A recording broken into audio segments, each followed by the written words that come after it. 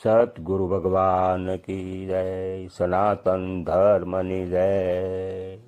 તો પૂર્ણ ગુરુ કોને કહેવાય? કે શ્રોત્રિય અને બ્રહ્મનિષ્ઠ આવા બે લક્ષણો જેનામાં હોય એ ગુરુપદની યોગ્યતા ગણાય છે। આને જ શ્રોત્રિય બ્રહ્મનિષ્ઠ સતગુરુ કહેવાય અને આ જ ગુરુ આપણને ભવપાર ઉતારી શકે છે। હવે શ્રોત્રિય એટલે શું અને બ્રહ્મનિષ્ઠ એટલે શું?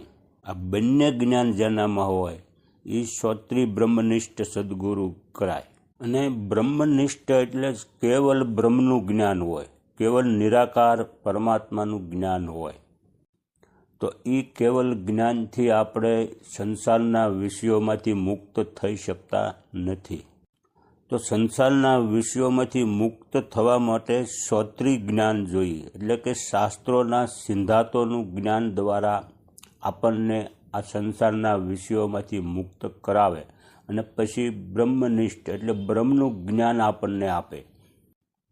એટલે જ આ સદગુરુ બ્રહ્મનિષ્ઠ સદગુરુ કહેવાય। તો આપણે જોઈએ કે આને સમજવા માટે એક આપણે સિદ્ધાંત લઈએ કે એક મુસાફર 12 ગામથી પોતાના ગામમાં આવવા નીકળે અને માર્ગમાં એક મોટી નદી આવી। નદીમાં પાણી ઘણું હોવાથી સામે પાર કેવી રીતે જવું તેવો વિચાર કરતો હતો। ત્યાં એક આંધળો માણસ આવે છે અને મુસાફરે તેને પૂછ્યું કે નદીમાં ઘણું પાણી છે અને મારે સામે કિનારે જવું છે, તો કેવી રીતે જવાય?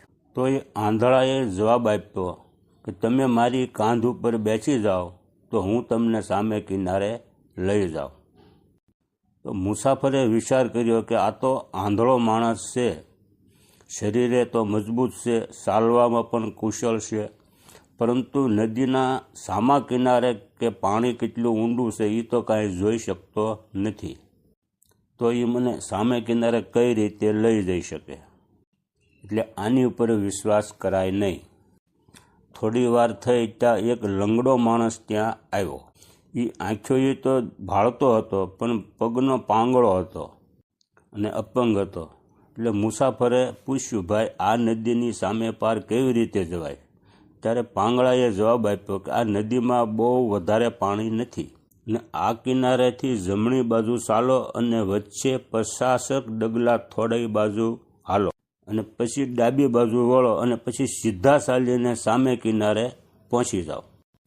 પણ મુસાફરે વિચાર કર્યો કે આ તો લંગડો માણસ છે અને પગ નથી અને પાણીનું ઊંડાણ કેટલું છે એ તો એ માપી શકે તેમ નથી, તો એના કહેવા મુજબ જવામાં પણ આપણને જોખમ છે, કારણ કે એકાદું ડગલું એની ગણતરી પ્રમાણે આડાવળું મુકાઈ જાય અને આપણે ડૂબી જઈએ તો લંગડો માણસ આપણને બચાવવા તો આવી શકે એમ નથી। તો આના ભરોસે આપણે નદીમાં સામે કિનારે જવાય નહીં। એમ વિચારમાં થોડો સમય ગયો, ત્યાં એક એવો માણસ આવ્યો કે ચાલવામાં પણ સક્ષમ છે અને તરવામાં પણ આવડે છે। તો મુસાફરે પૂછ્યું, ભાઈ મારે સામે કિનારે જવું છે? તો તે માણસે કહ્યું કે તમે મારી સાથે ચાલો, હું તમને સામે પાર પહોંચાડી દઈશ। અને મુસાફરે તેની ઉપર વિશ્વાસ કરી અને બહુ સરળતાથી નદી પાર કરી ગયા। તો સિદ્ધાંત એમ છે કે જે મુસાફર છે એ બ્રહ્મ સ્વરૂપને પામવાની ઈચ્છાવાળો માણસ છે, તો આને મુસાફર સમજવો। અને જે નદી છે એ જન્મ મરણના પ્રવાહવાળી નદી રૂપ સમજવી અને આને સંસાર સમજવો। ને નદીને કિનારે બેઠેલો જે આંધળો માણસ હતો એ શ્રોત્રિય હતો, વેદશાસ્ત્રોને જાણનાર આને સમજવો, કેમ કે વેદશાસ્ત્રોના જ્ઞાનથી એની પાસે ચાલવાની શક્તિ તો હતી, પરંતુ બ્રહ્મરૂપી સામા કિનારે જોવાની દ્રષ્ટિ નથી। એટલા માટે આ આંધળા ઉપર વિશ્વાસ કરાય નહીં। અને જે લંગડો માણસ હતો એ માત્ર કેવલ બ્રહ્મનિષ્ઠ સમાન છે।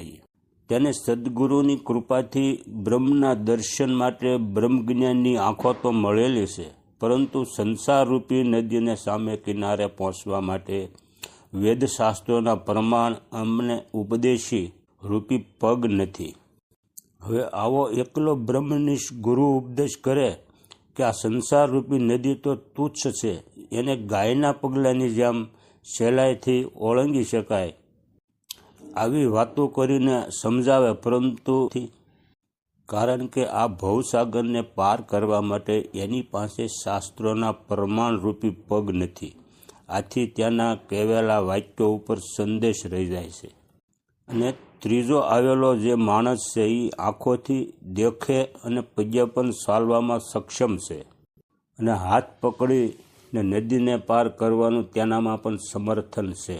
એ શ્રોત્રિય અને બ્રહ્મનિષ્ઠ એમ બંને લક્ષણોવાળા સદગુરુ છે. અને મુસાફરને સામે કિનારે પહોંચાડ્યો તેવી જ તેનામાં સંસારના અધાગ મહાસાગરને પાર કરવા માટેની પણ શ્રોત્રિય અને બ્રહ્મનિષ્ઠ એવા પૂર્ણ લક્ષણવાળા સદગુરુની એનામાં કૃપા છે. આ જ બંને લક્ષ્ય હોય એ જ સાચા સદગુરુ ગણાય છે.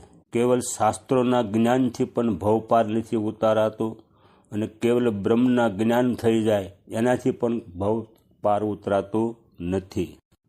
તો આવા બ્રહ્મનિષ્ઠ સદગુરુને સેવવા, તેની પાસેથી જ્ઞાન લેવું. સતગુરુ ભગવાન કી જય, સનાતન ધર્મની જય.